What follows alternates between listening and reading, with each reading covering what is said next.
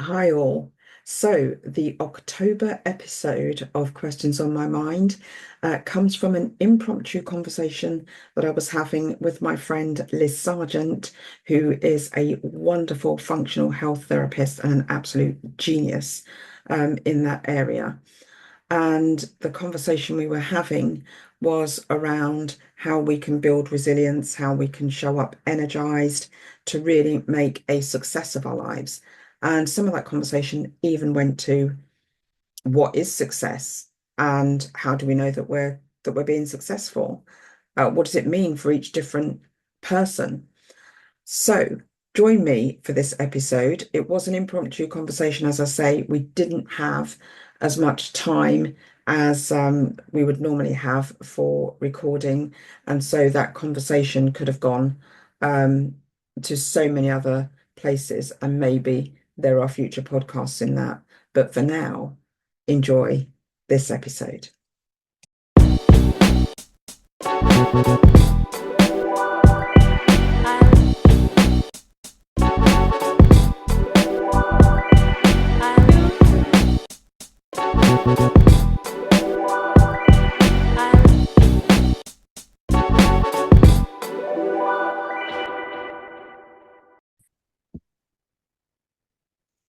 So, welcome everybody.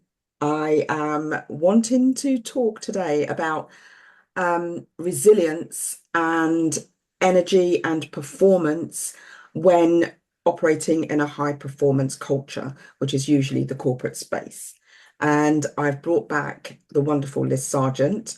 She was on before where we talked about women's health. She's a functional therapist for women, and she is an absolute genius.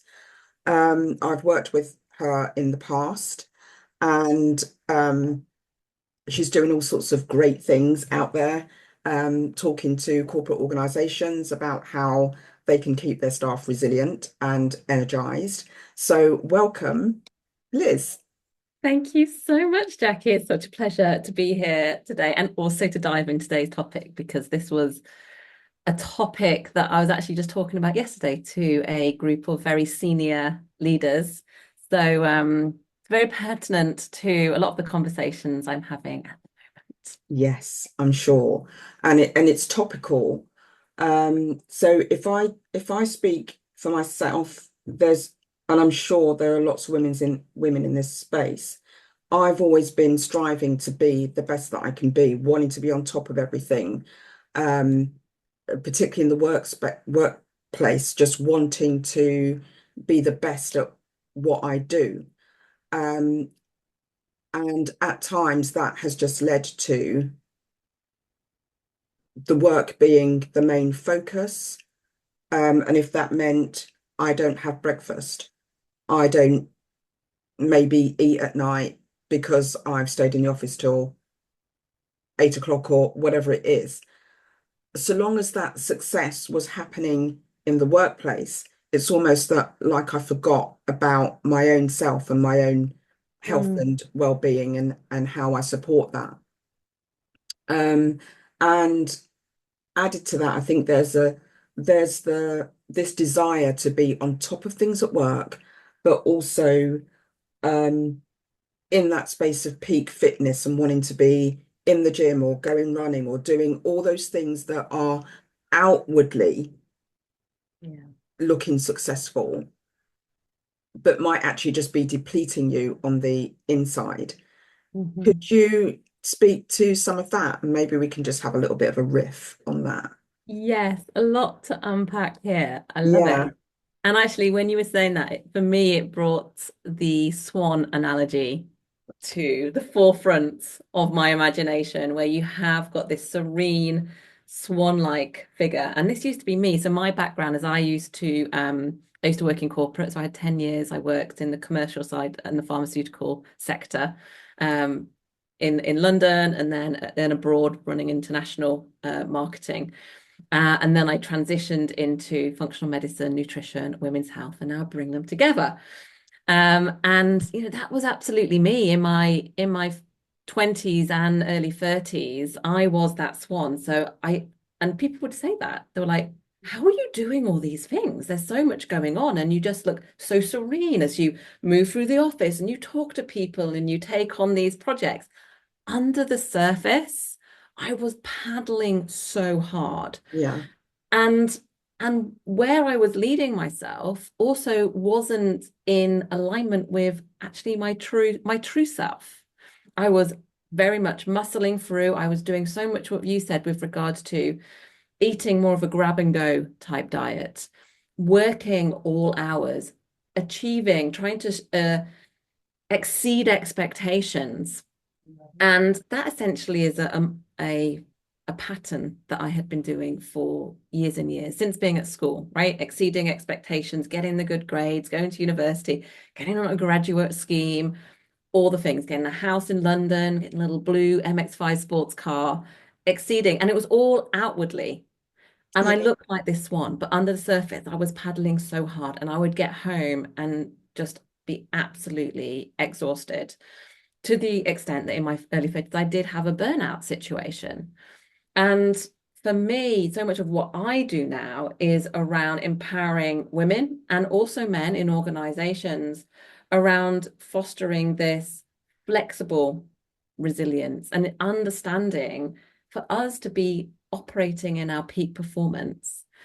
We also need to be absolutely looking after ourselves. We need to get our incredible body, our physiology, our stress capacity to be all in balance. Because what ends up happening when, in my case, and like you're sort of describing, is our physiology. So whether it's our hormonal balance, whether it's our stress, our levels of stress, chronic stress. Stress is a really good thing. I think sometimes stress gets a bad rap, but stress gets stuff done, yeah, not when we're constantly leaning forward and using stress to lean forward and get us through, reliant on stimulants, etc., coffee, sugar. And when that starts expanding and getting out of space, our leadership capacity reduces, yeah, our stress capacity reduces, and then we're not in a peak performance space. And I think that brings us back to what you were saying is around what does success look like to us? Because success for me back then, I ended up feeling extremely lost because for me, yeah, success was having this incredible career, but then I had no energy to be at home. I had, it was in my 20s, it was burning the candle at both ends. yeah. As soon as I moved into my 30s and through my, into now in my 40s, yeah, that wasn't the life I wanted to leave, and because it left me feeling extremely depleted. So that's interesting because it does cause me to think about what the definition of success might be and how it's usually being successful outwardly, not necessarily being successful in terms of our own health and well-being and ability to show up in our own personal lives for ourselves and maybe for our families and stuff like that. And it's only maybe in the last few years that I've really had to start thinking about redefining that success, or what I feel success is. And some days, um, especially when you're starting to go through the sort of perimenopause kind of stages, some of that is just being able to get through the day with this fatigue, or um, being able to maybe do a yoga class, but not necessarily the kind of training I was doing before. So it is difficult because you've got years of a certain definition of success that it's hard to let go of, or at least hard for me to let go, or has been Yeah. hard for me to let go of, because not only is it your mental idea of success, but it's your habitual Mm. way of being. So even if you logically say, I know I need to be different, do different, you just find yourself repeating some of those same patterns. Yeah. Yeah. And very much it's a part of your belief system because quite a lot of this is when we're children, we're constantly looking externally for validation. Or whether we look for it, that's just what we're conditioned to do. So, oh my goodness, that's amazing. Look at you walking. Oh my goodness, you said your first word. Oh my goodness, look at this amazing drawing of a stick person you've done. Yeah, I love its red eyes. yeah. Just and that continues all the way through school. It's this constant, which is, absolutely incredible. But what ends up happening is then as we move through life, we're constantly looking for that external validation in all different types of places. So whether that's like a pat on the back from someone at work, whether that's someone saying, "Oh, I really love the presentation you did today," all of these different things, or whether it's the job promotion, whether it's you put together a proposal and they accepted your proposal in the workplace, all of these things. And they're the things that we end up kind of driving from one to the next to the next. So the goal of success in that area of your life keeps moving. So often it feels like you're never quite there.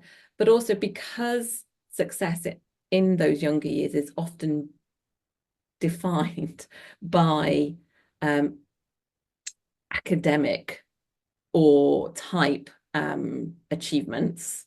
And there might be, oh, well done, you're man of the match in the football match, or girl of the match in the football match, or Mm. whatever it is. There's those pieces too, but it's always that constant striving. So when we're looking for success, so much is that we define success as in that kind of academic workplace versus perhaps some of the conversations we should be having with ourselves and very much with our children are around how do you feel today?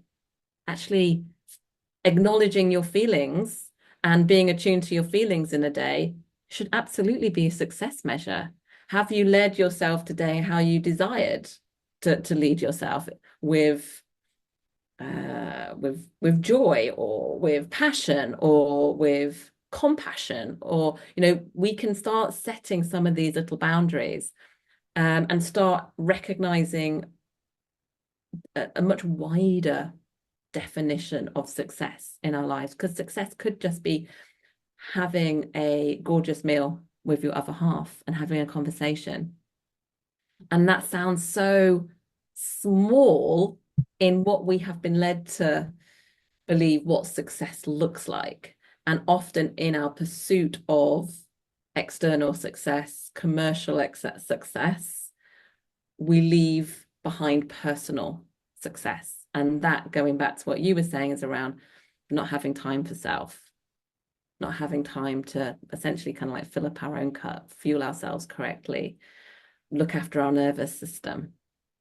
And it's not until perhaps we don't have some of that and we remove some of that capacity to some extent that we notice that actually success would be waking up, feeling energized so that I could, crack on with the day. Success to me would look like feeling calm in my body.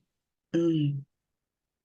Yeah. So there's so many different definitions that we can have as success, but I think quite often we just focus on one, and that often moves us quite a long way away from, I don't often like to use the word authentic, but the authentic definition of success that is meaningful for self.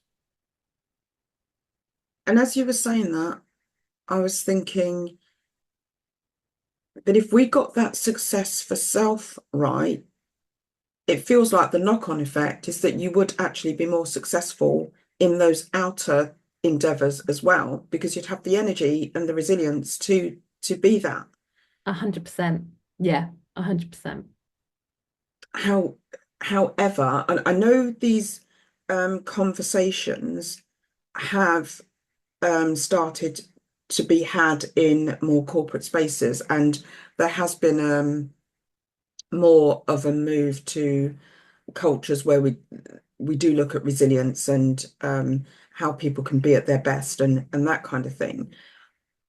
But I feel again that maybe corporate cultures still have that habitual, just as we individually have that habitual return back to some of those behaviors, it's still there in the corporate space. Mm. In fact, even kind of recently, there was an instance of someone being acknowledged or receiving recognition for continuing to deliver on something even though they were ill, and Mm. they still were able to perform and deliver what they needed to deliver. And what that does is encourage, it kind of feeds that, oh, that's how I'm going to get recognition. If I can push through, show that I'm strong enough to kind of do all the things. Yeah. Um, so I don't know what the answer is to that. And Yeah. it's just something that, Well, I mean, there's a lot of that comes down to different company cultures. But also it's about recognizing where we can lean in, push forward, push through, but then also recognizing when we need to lean back. And leaning back, and this is there's a difference between being Tigger and Eeyore.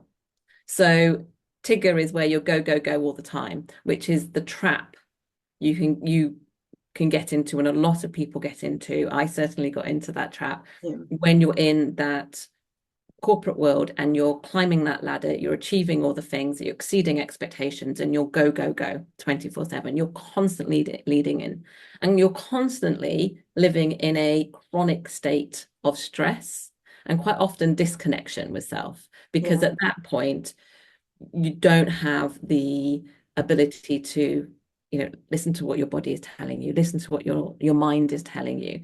And when you're in essentially kind of like a speedometer of stress, you're in like 10, level 10 of stress, which means actually capacity for critical thinking, capacity for creativity, capacity for growth is pretty much non-existent. You're just going in one particular direction. yeah, What we need people to do is be able to shift in and out of that go, go, go state, but into a equilibrium state. Versus, I think some people misunderstand is when you're state shifting, you're going back into Eeyore, and then you can't do anything. And that essentially is that go, go, go, go. And oh my gosh, now I can't do anything for 2 weeks because I am just exhausted and I have no motivation. And then it takes you to, that to get back going again. What we want people to be able to do is to be able to push, but actually most of the time operate in a place of like focus, push for a little bit. Okay, now I've got space, time to create, uh, pitch opportunities, lead my team, be in essentially a very strategic spot, because when you're constantly pushing forward, it's very difficult to think big picture. You're essentially in the weeds. So it's having and this is where that self-leadership piece comes in, irrespective of the culture to some extent, because there can be a culture.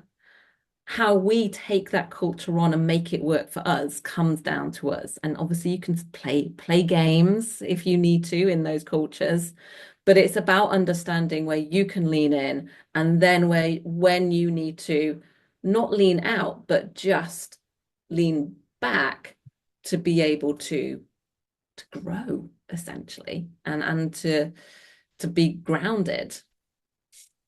so how do you kind of pattern interrupt that? And the reason I'm asking is because there's been so many instances in the past where I've just been sort of struggling with something, trying to work something out, and I'll just sit there trying and trying and trying until it's, Jack, you just need to go home because Yeah. you're hungry and tired. And then I felt defeated that I hadn't cracked this thing or got it finished that day or whatever. So left the office in frustration. Um, and it wasn't until I maybe got home, had something to eat, had a good night's sleep, and I woke up in the morning and it would just be, bing, I Yeah, know what to do about that. absolutely. But how do we stop ourselves? Because there was so much time wasted Mm.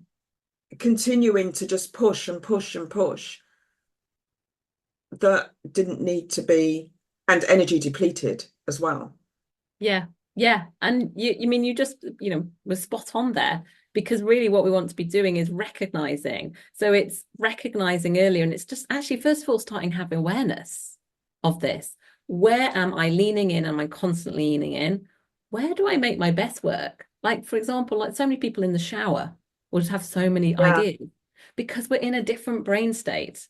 Our nervous system isn't in fight and flight unless you're just so overwhelmed by all the things and you get in the shower and your mind is just whirling and whirling with everything that's going on in your world, yeah, and that's like a whole other kind of stage on. But when you're in the shower, when you're brushing your teeth, maybe when you go on a run, something that allows you to switch into more of what you would call a rest and digest type state, yeah, where you have the capacity, you're using different part of your brain to actually access pieces. So recognizing it sooner that, first of all, looking at your day, what is it that I'm trying to achieve today? So often we go into our day trying to achieve far too much. And actually just being really clear on three things that we want to achieve on that particular day. And if you've got a day that's full of meetings, actually it might be one of the things you might want to achieve is being extremely present in each meeting. Then the other two thing might be respond to these two emails that I know are in my inbox, and one other thing maybe some thinking about something that you've got coming up, but allowing yourself to be not overly ambitious in what you're achieving every day, because like you say, you end the day feeling deflated, but also recognizing that you need to have what I call it productivity activators put into your day, these little micro moments of allowing your body to come out of the leaning in and just coming back slightly so you can reconnect and see the bigger picture. So that might be going for a walk. That might just be 2 minutes of breath work. 2 minutes when you're feeling in your body like that buzzing sign, knots in your stomach, tightness in your chest, that foggy feeling in your brain when you're like, I just can't think this through and I need to get it done. I need to get it done. I need to get it done. And how long do you sit there thinking you need to get it done? That's the interrupter. It's like, I'm not getting it done. Right. Okay. If there's a guilt that comes with I'm not getting it done, but if I go and take a walk now, then that's just going to take too much time out of the day, and then it's going to, might prevent me from getting back to this because something else will happen. So I just need to sit and get it done. So I'm going to sit here and waste time instead. Looks like I'm just at my desk. So I can't possibly be wasting time whilst I'm sat at my desk. Yeah, yeah, it's funny how our brain gets stuck in that mode, though. Yeah. In order for me to, I don't know, go out for a run, then I'm probably going to need to get changed, and I'll need to do this, and I'll need to do that. And that it's just going to take too much time. So I may as well just carry on, and I'll do it at the end of the day. But then that doesn't happen because something else comes Mm, in that someone needs urgently, or yeah. So one of the biggest productivity activators that I kind of accidentally introduced into my life. Actually, no, there's two linked with this one thing. And I call them productivity activators because you'll know about my productivity activators. They can yeah, just be 2 minutes. So it can just be a 2 minute activity that kind of realigns the nervous system and just allows you to come back into a place of safety, essentially. Because when we're leaning in all the time, we're fight and flight. So it's yeah, just to be 2 minutes. And my favorite, this is a slight side note, my favorite is laying down on my back. If I'm at home, it'll be on the sofa or a bed or even the floor. I actually quite like the hardness of the floor. I have execs that do this in their office and behind their desks. 2 minutes, put the alarm on so there's no worry about falling asleep, and just allow myself to sink into the floor, feel myself supported, and do some breath. And that is such a big productivity activator because in that, just like you said, I suddenly get a bit of clarity and idea. All those things that I thought I needed to do, could be delegated, or actually I could approach them completely differently. And rather than sitting there thinking I've got a million things to do and then potentially just distracting myself by, oh, I'll reply to that email instead. Oh, someone's messaged me, or oh, something on Teams has happened, which Mm. we just constantly, get distracted. You suddenly have this clarity. But what I was going to say, coming from what you were saying there, is one of the biggest things for me is I joined a gym, which is 20 minutes away from my house. So suddenly I had a commute, which was amazing. So I had 20 minutes there and then 20 minutes back, where all this space, all this mind creating space where I'd listen to audiobooks that would allow me to just be in again, driving is again one of those automatic kind of states Mm. that you can be in. And then when I'm at the gym, I'll do some work and then I will go to the gym, sort of usually around lunchtime. And I hadn't realized how much just going onto the gym floor, doing my little routine, created so much space and clarity to help me then really be very productive in the afternoon. And it was like what you're saying, that thought of like, oh, having to get your trainers on, having to get changed, having to have a shower creates so much refocus and a demarcation moment in the middle of the day, or whenever it is. It could be in the afternoon or it could be in the morning, but you kind of like got a period of work, do that. Of course, you've got loads more work to do after that. We've all got so much more work we could be doing, but I'm going to put this in because this is going to help me refocus for the next period of time. And we can put these little interrupters throughout the day that actually proactively increase our productivity. And I think the other thing is productivity, I think, can have a very bad rap in the fact that, oh gosh, always need to be productive. But we just need to be intentional with our productivity. So intentional with the way we're using our time. That's essentially what productivity is. And I can't remember where I heard that from someone. I can't remember where that was. It was one of these big thinkers around this area. But actually being intentional with how we're spending our time. That's productivity. And quite often we're not very intentional with how we spend our time. Yeah. And for a lot of us, we end up stuck in Tigger mode, Mm, and that is our set point. So we don't even know that we're in Tigger mode because that's just how we are. It's just become. So how do we realize when we're in that mode to even know that we need to do something different? yeah. I think a big piece that I work with people on is something called body literacy. And it's the ability to start listening to what our body is telling us and actually what our body needs. So one piece is, if you're constantly in ticker mode, if you feel like you are go, go, go, go, go, and if something stops or you're juggling millions of balls or you're feeling overwhelmed, that's, a huge indication that you're in ticker mode. The other piece is actually understanding what's going on in the body. So do you wake up feeling full of life, ready to go for the day?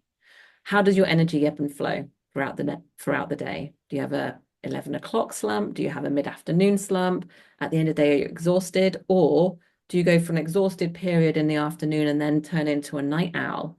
Mm. Starting to understand, right, starting to understand what your body is telling you. If you're a woman, really starting to tune into what's going on in your menstrual cycle. So many of those PMS type symptoms, heavy periods, painful periods, low mood, acne. As women, we have this incredible barometer of wellness every month. Our body tells us how we're doing. Mm. All of those PMS type symptoms are super common. We all know people that experience them, but they're not biologically normal. Yeah. No one needs to experience those. So actually just stopping and thinking, right, I've got really sore boobs this month. What's going on? What does my body need? And then noticing, and I call those macro states. So they're things that we can really look at. on a day-to-day basis. It could also be bloating. It could be indigestion. It could be gut pain, whatever that might look to, you know, whether we go to the toilet every day and what that looks like. There's these macro states and then there's micro states. The other thing is then noticing, do you constantly have a fogginess in your head? Is there tightness in your throat or tightness in your chest? Do you have butterflies in your stomach? Do you have tightness in your shoulders? You know, just starting to notice in the moment micro states when you wake up or as you move through the day, having these little check-ins are a great way to see if you were in that ticket mode. Racing thoughts is another one. But people wouldn't usually attribute those bodily things to being in a stressed state. They would there'd be a total disconnection between what's happening with the body and that being anything to do with their emotional or mental state, and it just being, oh, once again, I've got, I've woken up with a stomach ache this morning, or Yeah. there's something physically wrong, but Well, everything's absolutely connected and linked. I mean, our emotional being and our physical being are just, you know, wrapped around each other. You know, yeah, our thoughts, feelings, and beliefs essentially at the end of the day is biochemistry within the body, is just hormonal signals within the body.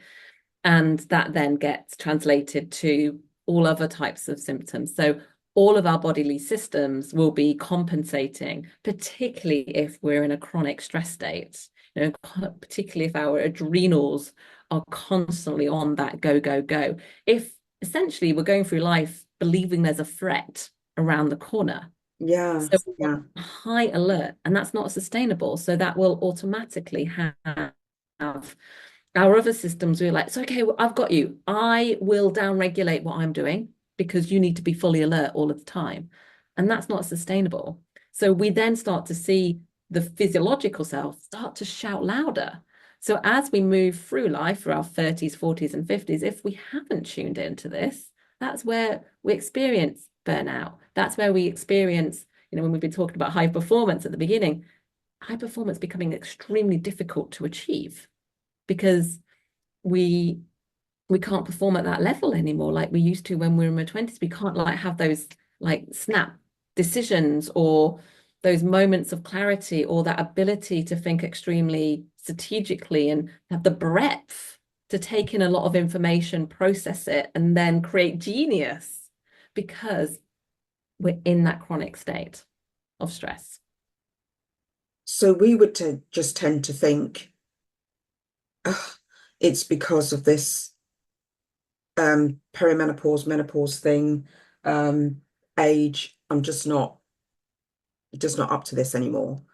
But it sounds like what you're saying is you could be, Hmm, if you were taking care of these other things, you could continue to have that hmm, energy and resilience and 100%. sharpness. Because I think that's the other thing that women in particular lose when they're going into, you get all the brain fog and stuff like that. You're not as sharp as you used to be. So 100%. if you're saying that sharpness and that ability to think more quickly could be, that's a great message for, Yeah, 100%. Now, obviously, perimenopause is a slightly unique phase where there are biological changes that are yeah, completely natural that are happening under the surface.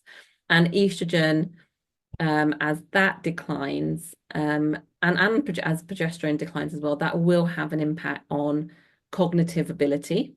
However, our experience of that can be changed based on other things that are going on within our environment. So if you are going into perimenopause in an extremely high and chronic stress state, your experience of those particular symptoms are potentially, obviously we're all very bio-unique, potentially exacerbated compared to someone who has created a strong foundation and has already started to really understand how they can flex in and out of particular stress states.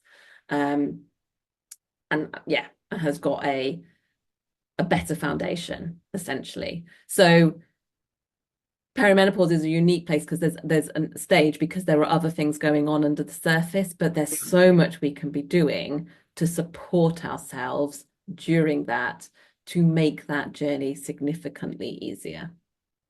Okay. But a lot of those things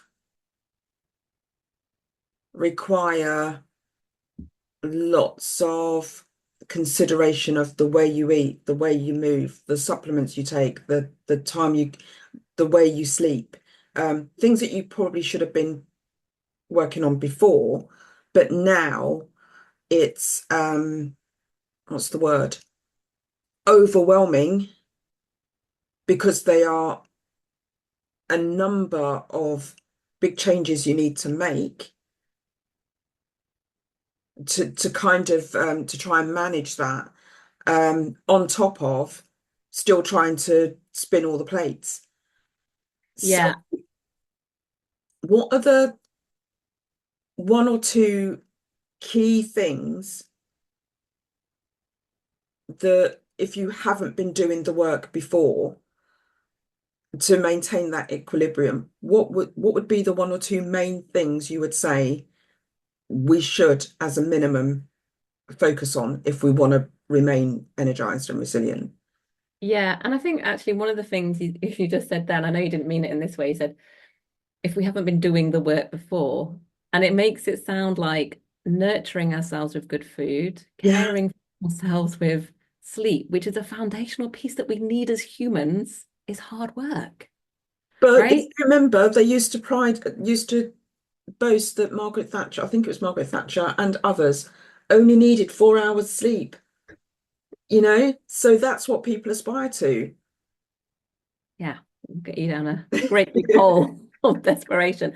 And the reason actually, I just picked up on that, but as I went to visit a friend in hospital yesterday, and she's going to be absolutely fine, but she was like, until you don't have Mm, health, or until you can't be with your loved ones at home, you don't really appreciate what it is that you've got. And grounding in good nutritional choices, supporting ourselves with good quality sleep is essential to just simply being a healthy human, let alone being able to live and enjoy life and be successful at a high level. Then it's even more critical. So it's not about doing the work, it's about actually thinking it's that self-leadership piece. It's like, who is it that I desire to be, and how does I desire to move through this world? And how do I desire to feel in doing that? Do I desire to keep striving and doing all the things I'm doing whilst feeling really horrendous?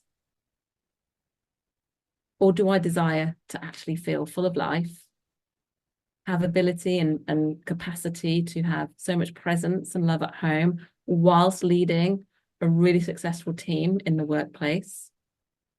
And then we can come and relook at, is it hard work to nurture ourselves? Is it hard work to understand what I need to have a really good night's sleep and make those choices? But to come back to your question, yeah.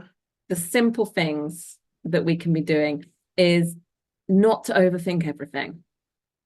Because again, we can think we need to be doing this, we need to be doing that, we need to be doing this, and we can look on the social media and we can see various influencers getting up at 5 o'clock and having this huge morning routine. And all these different, but there's so many inputs in our world at the moment.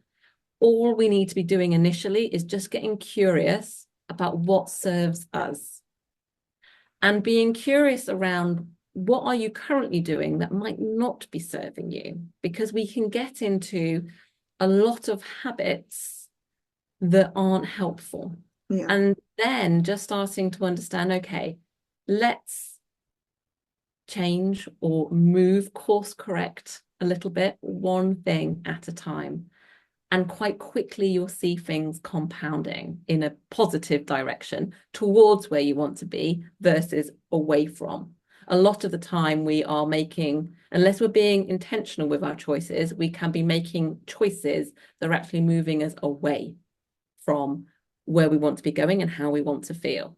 So an area to focus on initially would be good blood glucose control. And I think the simplest way just to start with this is breakfast. Yes. And starting with fats and protein at breakfast, creating good, stable blood glucose control first thing in the morning. There's data on this as well around the clarity and motivation in individuals who start their day with fats and proteins, a high protein breakfast, essentially, Not versus, croissants and coffee, people. yeah, well, but then we can create flexibility. So croissants and coffee can be something we have occasionally, Yeah. right? Because we create more flexibility in our world because we've built up essentially more physiological resilience. But fats and protein for breakfast, because we've grown up in a world where breakfast either isn't a thing anymore, or it's breakfast cereal, a slice of toast, a breakfast bar, grab and go. Whereas essentially you are creating in that moment the foundation and base beat for the rest of your day.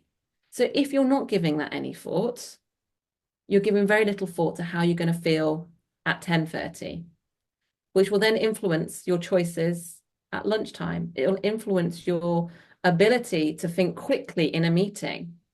It will influence how you feel at 3 o'clock in the afternoon. So the knock-on effect of what and how you ground yourself first thing in the morning with nutrition, so with a higher protein breakfast, will course correct and change everything for the rest of the day. And actually, if you don't do that, the knock-on effect is continued poor food choices as well. Yes, Yeah. exactly. Yeah. And for sleep quality. So Yeah, because you wouldn't even connect that to see all of these. I don't think we realize that all these things are connected in quite the way they are. yeah, one of the things we do in our practice now is we use continuous blood glucose monitors as standard with all of our clients. Now, we've been using them probably for about the last 4 to 5 years. Um, and before that, we're using little old school finger prick tests. But in using a continuous blood glucose monitor, you get so much personalized insight as to what's going on in your body at any given moment. And it means we can absolutely support you in making real-time changes. And one of the eye-opening things for the people that we work with is how your choices during the day influence your sleep quality overnight.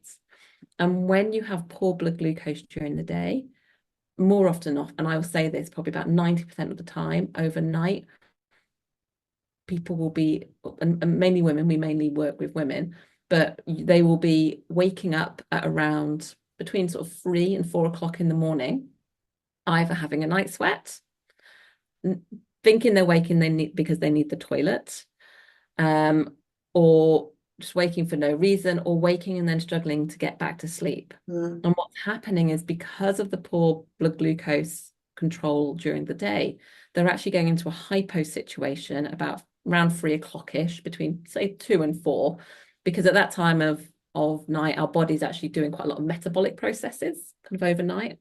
And they're going into hypo situation, and a hypo situation, our body's amazing. It doesn't want a hypo situation because our brain always needs glucose, always needs energy to function. So it will create a cortisol response, a stress response, which then signals to the body, the muscle, the liver to release stored glucose into the bloodstream, and equilibrium is maintained. But what we've got is this surge of cortisol in the body, and that creates an awakening response or a night sweat, or you wake up and then you're like, oh, I'm awake, and you're tossing and turning and you go to sleep. But for some women, you wake up and you can't get back to sleep because that cortisol response was so significant. mm. So those choices that you make, and the reason I say breakfast is because that, like you say, will influence the other choices you make throughout the day. and the knock-on effect can be significant. So then you're waking up either There you feeling go then. exhausted, Yeah. or you're waking up feeling rested because the quality of your sleep is so much better.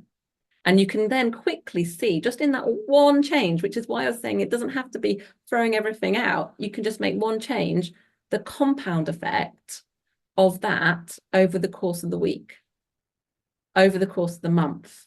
And it's not just a compound effect on how you feel during the day and the sleep quality you're having, it's then the compound effect on other bodily systems. So you're reducing overall stress. I think poor blood glucose control I call is a silent stressor. We often don't know what's happening under the Mhm. surface. It's a significant stress. But also it's having a knock-on effect on other hormonal systems, particularly in women.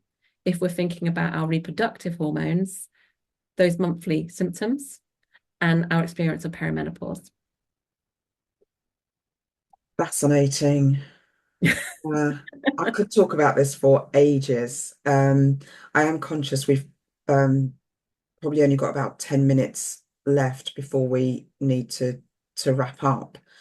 So we've talked about actually it feels like quite a few things in there. We've talked about success. We've talked about what success actually truly is.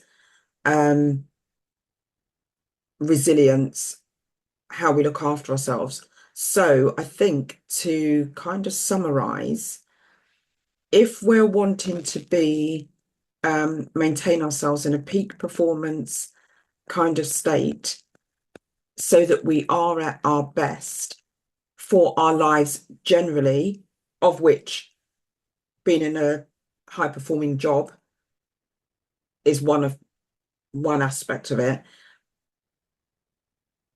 What are the key things we need to do to have that resilience and have that energy? Yeah. Well, first of all, I'd ask you to just reflect on what success looks like to you and also what success feels like. And it's how we feel in our body, because how we feel and the energy we have and that hormone expression, that's all how we feel influences our drive, our productivity, our motivation, our ambitions, the relationships we have. So actually being clear on what success looked like and how that feels initially is really important, because in that you've got this really clear vision of who you desire to be every day and where it is that you're moving towards. Yeah, And in that, you can then be making different decisions. So I would recommend, first of all, sort of tune into that body literacy. What is your body telling you in any given moment?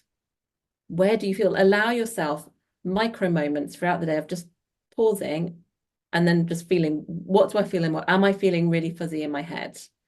Okay, I'm feeling fuzzy in my head because I've just been doing a million things. I've been sat on my laptop. I've not moved for however long. Right. I need to do a productivity activator. I'm going to get up. I'm going to walk around the office. I'm going to get myself some water and I'm going to do 2 minutes of breath work. Or I'm just going to go and stand outside and look in the direction of the sun just to get something that changes your physiological state. yeah, The next thing I would say would be breakfast. So really understanding kind of what's going on from a blood glucose perspective, but changing breakfast to a much higher breakfast in fats and protein. And I would keep it as simple as that. My next step would be looking at sleep quality. yeah. Thought it would be that. Yeah. And really perhaps noticing it's not just about the amount of time you're asleep for. So I think people say it's okay, I get 7 hours, but actually, is that good quality sleep?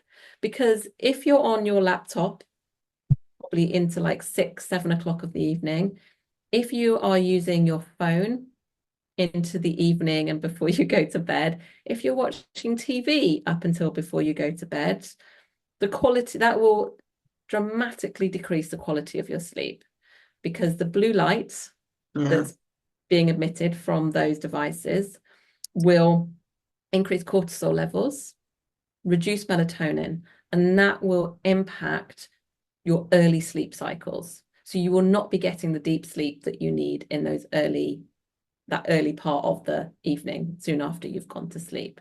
So you will have absolutely impaired sleep quality. And if that's the pattern that you're running every day, you're running a pattern that's moving you away from how you desire to feel and where you desire to be. So just starting to notice and like I say, get curious and then get playful with it. This isn't heavy. This isn't the work we need to do. We're getting playful and making choices that move us towards actually where we want to be, right? So Yeah. it has to Yeah. be fun. But first of all, it's about actually getting curious and starting to recognize what might need to change. And I'm going to top that off by saying um, baby steps, because I know what I'm like. I'm one of those people. I want to do all the things. I want to do it all perfectly, and then you just get into overwhelm in a different way, trying to do the best. But it might be if you're currently not getting to sleep till 12:30, try and get to sleep at 12. So just bring things forward and take baby steps, I would say, uh, Yeah, rather than trying to fix everything in one go. Um, and even yeah. when I've tried to do some of the sleep stuff, I felt a lot better quite quickly, Mm, yeah. because I'm And usually a bit of a night owl.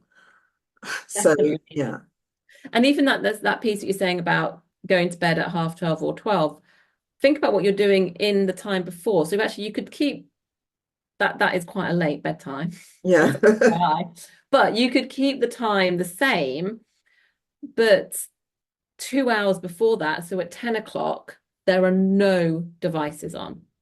You're not watching Or telly. you read or you journal or You yeah, read, you journal, you do yoga nidra. There's a lot of things that you could be doing. You could just be chatting, but you change what you're doing before you go to bed.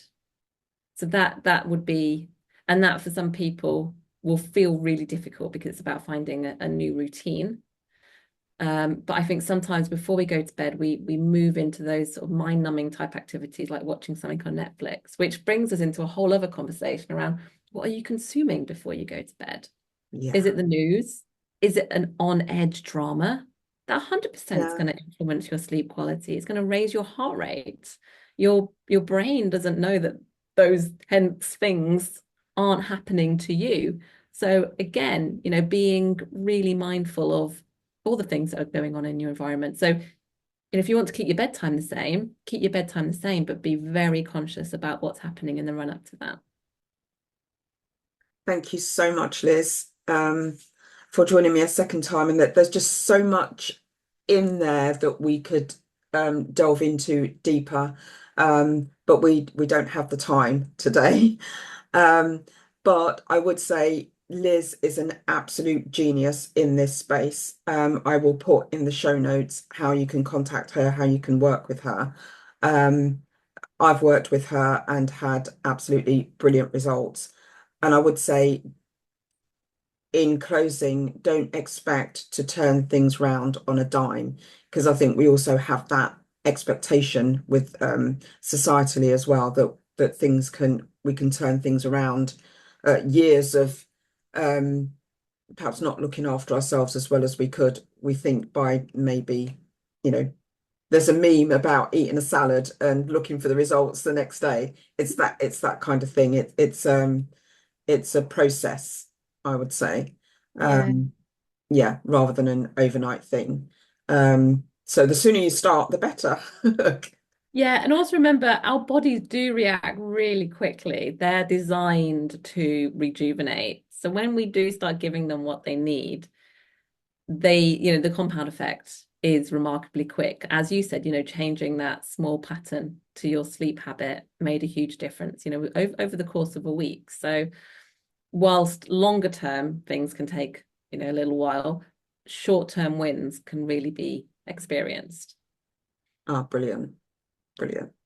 So go forth, be resilient, work on your energy levels and your eating and all of that, and you will be good to go. Thanks for joining me, Liz, and we'll see you next time. Take care. Thanks, Jackie. Bye. Bye.